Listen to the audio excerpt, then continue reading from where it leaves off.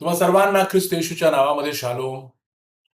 आजच्या बायबल मननामध्ये तुमचे मनपूर्वक स्वागत आहे. आज आम्ही काल जिथं थांबलो होतो तिथून पुढे जात आहोत. उत्पत्ती 3:24चा जो दुसरा भाग आहे तो आज आपण पाहणार आहोत. वचन आम्ही कालही वाचलं होतं, आजही वाचत आहोत.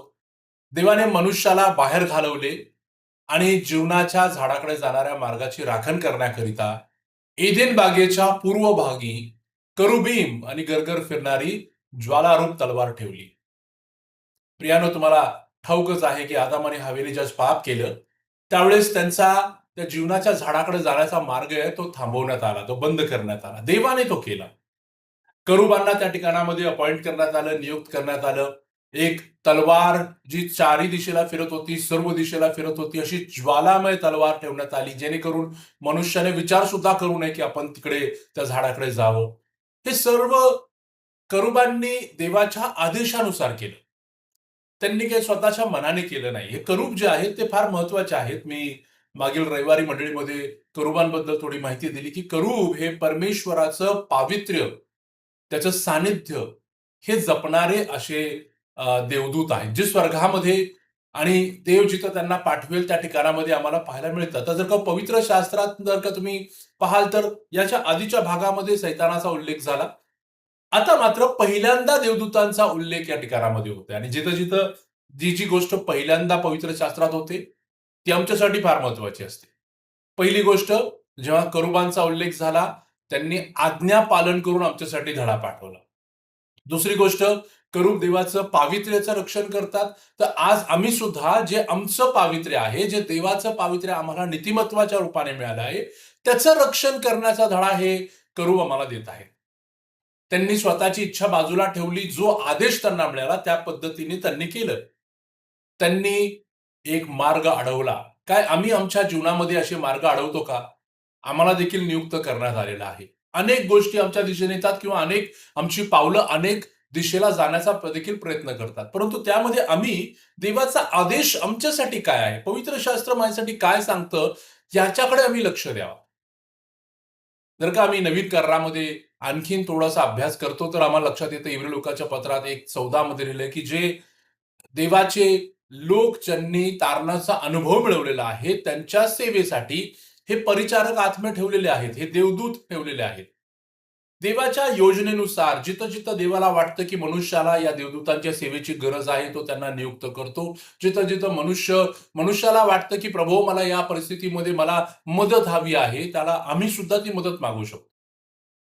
है ना? आणि म्हणून जरी आता या सर्व छोट्याशा बायबल वचनामधून आम्ही काय शिकत आहोत, जरी एक मार्ग जीवनाच्या झाडाकडे जाणारा बंद झाला, परंतु तिथं आशा संपली नाही. परमेश्वराने एक योजना बांधली. आणखीन एक मार्गाची योजना केली. कोणता मार्ग होता? तो मार्ग हा होता, की जे ख्रिस्तावरती विश्वास ठेवतील आणि त्या विश्वासाच्या द्वारे तारण मिळवतील, ते जे तारण मिळवलेले लोक असणार आहेत, त्यांना अनंत काळचे जीवन, पहा, जीवनाचा वृक्ष मार्ग थांबवला, परंतु अनंत काळाचा जीवनाचा मार्ग इथं प्रभू येशू ख्रिस्ताद्वारे तुमच्यासाठी आणि माझ्यासाठी उघड झालेला आहे. करायचं काय आहे? करायचं हेच आहे. आपलं पावित्र्य टिकवायचं आहे. देवाच्या वचनानुसार जीवन जगायचं आहे. प्रभूच्या आदेशाला आमच्या जीवनाचा उद्देश बनवायचा आहे. ज्याच्याकरवी आम्हाला या अनंत काळाच्या जीवनाचे जे अभिवचन आहे ते मिळतं. पहा, एक दिवस असा येणार आहे, की भावांनो-बहिणींनो, की आम्हाला त्या गौरवी राज्यामध्ये, त्या देवाच्या सान्निध्यामध्ये बसण्याची संधी मिळणार आहे. आणि त्या गौरवी अनुभवासाठी आज आपण वाट पाहत आहोत, भावांनो-बहिणींनो. आणि म्हणून आपल्या जीवनांना थोडंसं पाहूया. आज मी तुम्हाला या वचनांद्वारे उत्तेजन देऊ इच्छितो. कदाचित आज आमच्यासाठी एखादा मार्ग बंद होत असेल. विचार करा, हा मार्ग काय देवाने तर बंद केला नाही ना? हां, he doesn't want you to come into troubles. त्याला त्याची इच्छा अजिबात नाही की तुम्ही कुठल्या अडचणीत सापडावं. मार्ग बंद होता. आमच्या चांगल्यासाठी होता. म्हणून विश्वासणाऱ्यांनो, देवाचं वचन सांगतं, शेवटी विश्वासणाऱ्यांसाठी सर्व गोष्टी कल्याणकारकच होतात. आमच्या जीवनातला मार्ग बंद हो किंवा उघडो, नुकसान हो किंवा फायदा हो, सर्व गोष्टींचा शेवट आमच्यासाठी आहे कल्याण. आणि म्हणून मोठ्याने म्हणूया, माझं कल्याण ठरलेलं आहे. देवाची प्रत्येक योजना आपल्या लेकरासाठी परिपूर्ण आहे, याच्यावरती विश्वास ठेवा. त्याच्या योजनेला कधी सुद्धा विरोध करू नका. तर त्याला शरण जा. त्याला शरण जाण्याने आमचं कधीच वाईट होणार नाही.